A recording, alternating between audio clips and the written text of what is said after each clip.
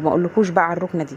الوانات الركن بقى الايام دي الموضه، الكحلي، الاسمر. هتقولي الاسمر، اقول لكم ايوه في ناس كتير بتحب اللون الاسمر زي بنت حنين كده، بتحب اللون الاسمر، بتقول لي يا ماما لو الركنه دي سمراء، مش عارفه ليه عاجبها في اللون الاسمر.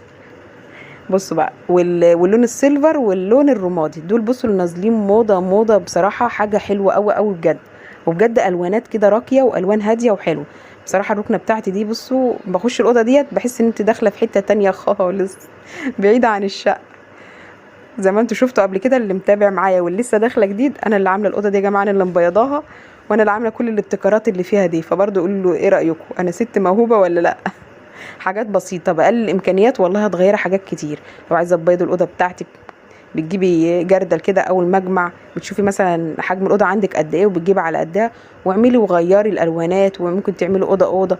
بصراحه ما فيش حاجه صعبه والله خالص، اتعلمي وكل حاجه معموله. بصوا